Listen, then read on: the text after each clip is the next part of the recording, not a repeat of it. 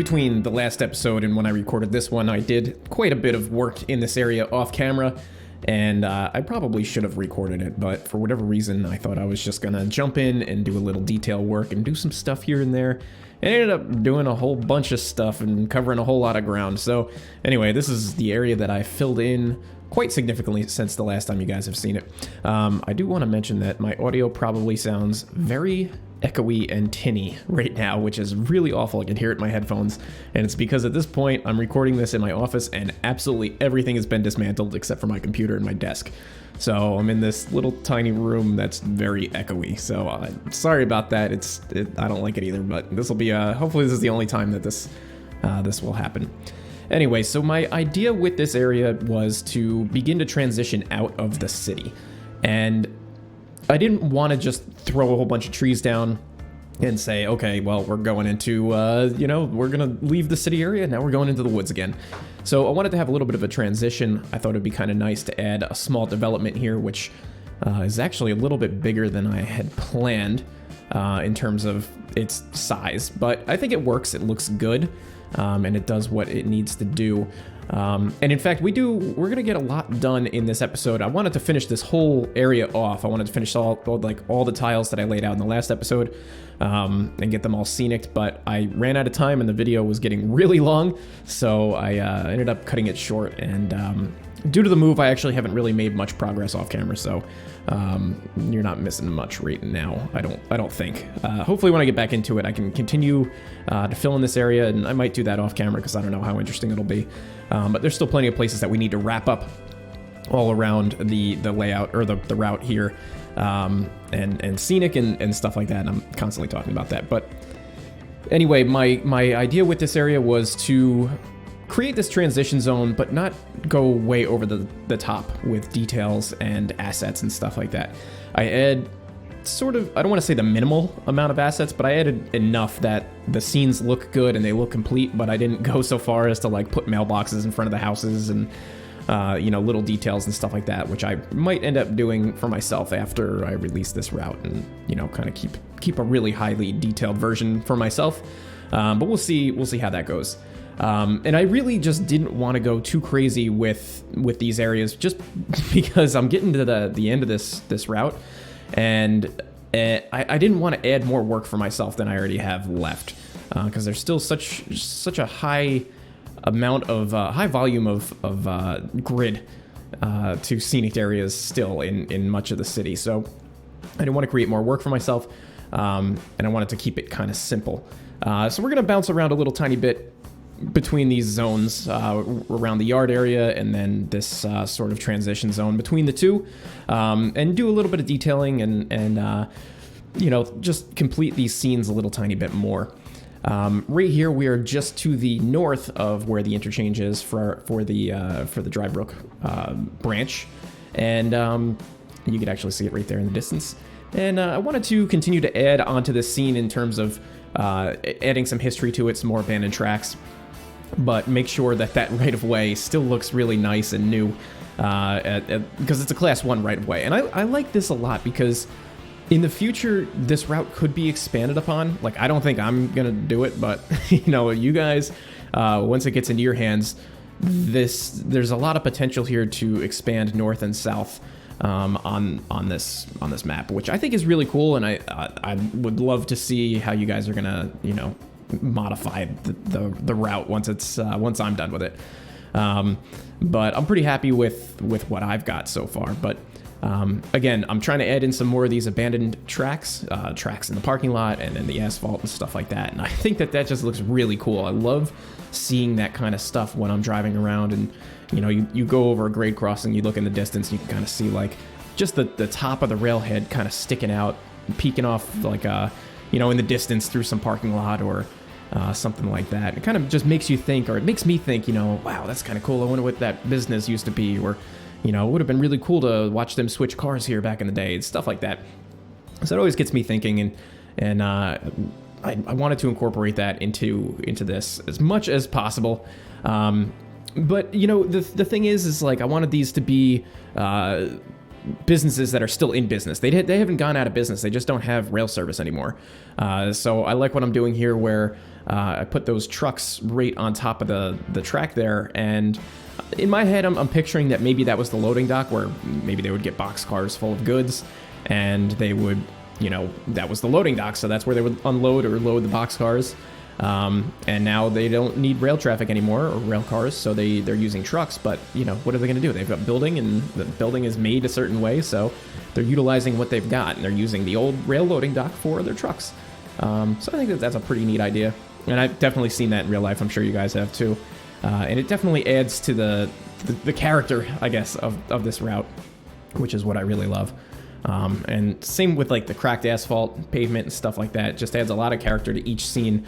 A lot of times when I'm making some of these parking lots and I'm making some of these areas, I put down just the gray texture at first, and it's just so bland. Even if you go and add a lot of like street lights or road markings and stuff like that, just to have that flat gray, it's very boring. There's no character to it. It's just flat, So going in and adding all of the cracked asphalt and those patterns and stuff like that just really brings it out. It gives it like just a much different look.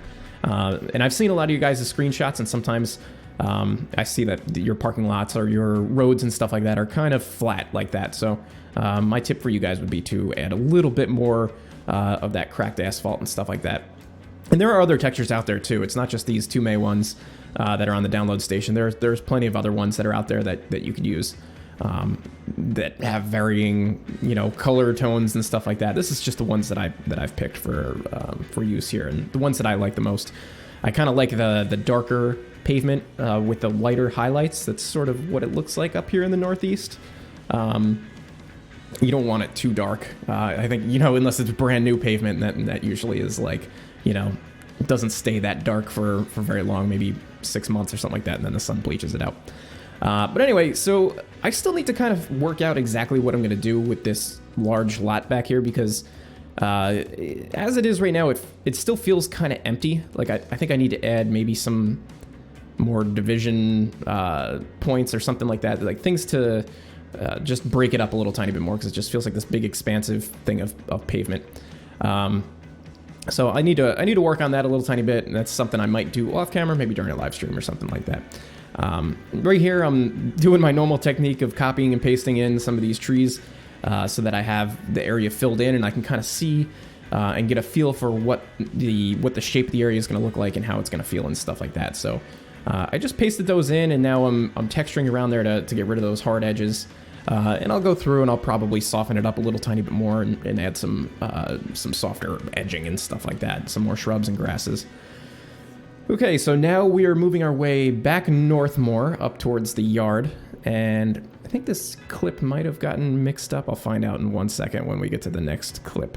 But this is right up in the main meat of the yard, and I just wanted to have a very simple yard office here. This yard, as I had said before, is really just a sort of a local switching yard. It's only for local industries. It's not meant to be a big division point yard or anything like that. So I wanted to add a little bit of some facilities here, but I didn't want to go way over the top with it. I just wanted to keep it reasonable. Maybe there's a crew change point here, or stuff like that. So I'm keeping the buildings pretty minimal and kind of sparse, and just letting the tracks and the trackside details just speak for themselves. Right here, what I'm starting is, I guess you could call it like a municipal parking lot. You'll see as I start adding some of the details and stuff like that, some of the vehicles. But I sort of picture this as being just a parking lot that's owned by the city, maybe, or like some local municipality, where they store their snowplows and some trucks and some other maintenance equipment and things like that. And of course, I didn't jump into that yet. I jumped over here, and we're detailing over here now. Like I said, I was kind of all over the place with this route in this particular video, just because I was trying to cover as much area as possible. I really wanted to get this whole thing done, but that didn't happen. But I ended up going all over the place, and just as ideas kind of popped into my head and things that I wanted to complete, I was like, let's go over here, let's do this. So we will jump back over, probably in the next clip, or maybe later in this clip, back over to this parking lot area, and I'll put in some of the vehicles and stuff like that I thought were sort of fitting.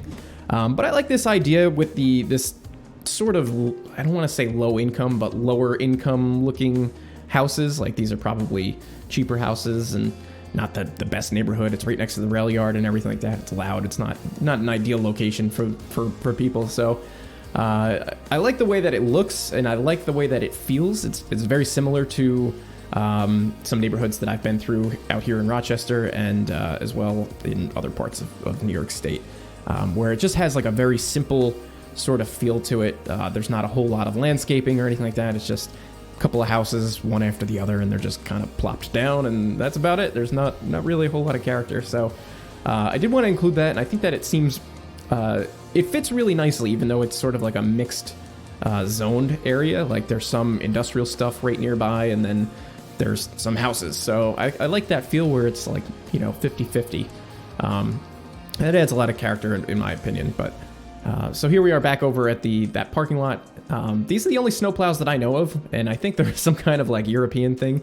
So I only used a few of them, and I put them down sort of further away from the track so that it's not like super obvious. But basically what I was doing here, and my idea for filling in this area, was just to lay down all the assets that I wanted to use, all the trucks and cars, and just kind of plop them down, and then I go through and then manually move them and rotate them into position where I want. And here we are. This is I skipped over that whole process, so it's that's the finished product right there.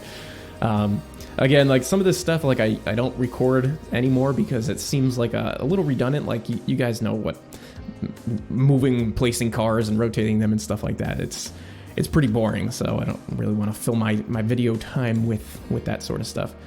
So again, here I'm just trying to texture out some of these areas and fill in all of the grid as much as possible. And I sort of transition. I can't remember if it's in this video or if I did it after the video or what. I do transition at the far north end of the yard back into like woodsy sort of territory, and it covers the ground, but it doesn't really look particularly good. So I don't know what I'm gonna do about that. I really don't want to spend much more time adding too many more buildings and assets like that, because I am starting to get some frame hiccups here and there when I'm looking in certain directions, because the game is loading a lot of assets when if I'm pointing back towards the city or something like that. So I'm trying to be very sensible with what I include on some of these outer limits, these outer areas.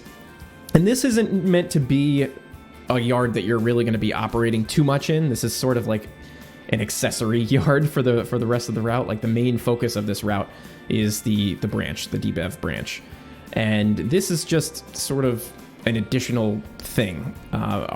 Really, the only reason that I'm building it is because I have a couple of sessions in my head that I want to make that will actually utilize this yard. So I thought it'd be kind of cool to send some of the DBEV units from here, from the interchange yard up to here to collect some freight cars, or vice versa, to actually be able to see like an interchange happening or anything like that. So it's just to add a little bit more functionality and not have the route just sort of end. But I like how it turned out, and that, I'm not trying to cut corners with it or under detail it or anything like that. There's still a lot that I want to add to it. It's just that I'm not going to go super, super over the top with it. I want to keep it a little bit more simple, keep the design a little bit more simple and that sort of thing. And it's kind of funny. Like, I know as you build, you get better, right? You learn certain techniques, you do certain things a little bit differently, and you sort of get better. And it's pretty apparent, like, if you go back and watch my P&B videos from the first stuff that I was using and the assets that I was using to the later episodes, like, you could see how my technique has changed and my style has changed and stuff like that. But I'm kind of noticing that the same thing happening just on this route, which I've only started it about a year ago. So you wouldn't think that so much would change or too much would change.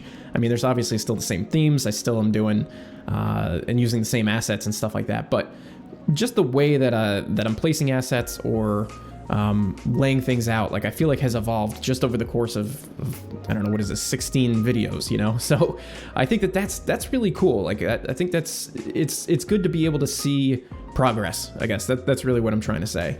And even in such a short amount of time, and it doesn't feel like it when I'm building or when I'm even watching the playback or flying around or anything like that. And I don't think it's like an apparent and obvious thing. I mean, some of you guys might not even notice it, but it's one of those things that I'm picking up on about myself.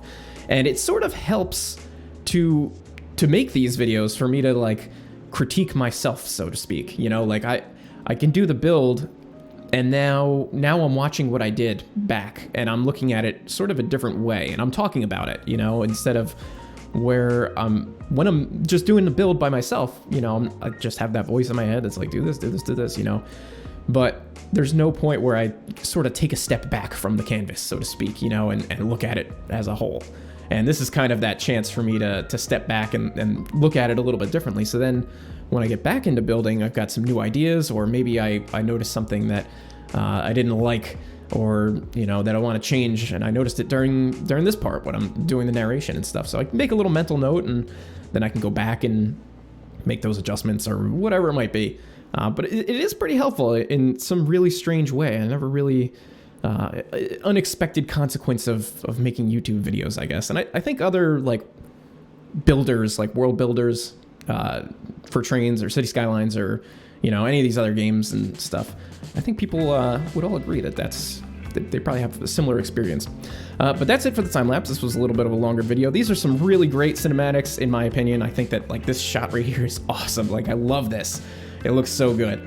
So I'm just super pumped and super excited about how this route is coming along. Like look at that. You can see the city in the background, and we're coming around this corner. It just looks really cool. It's shaping up so nicely, and it's definitely my favorite work that I've done so far. My favorite build. And I'm not trying to like, you know, pat myself on the back or anything like that. I'm just really excited about it. And like this angle just looks great too, and the lighting and everything. Oh, it's great. Anyway, that's going to do it for the video for today. Make sure you guys follow me on all this social media garbage, Twitter, Instagram, Facebook, all that kind of stuff. Make sure you leave a like and leave me a comment down below and let me know what you think about this video and the build series. But that's going to do it. I'll see you guys in the next one.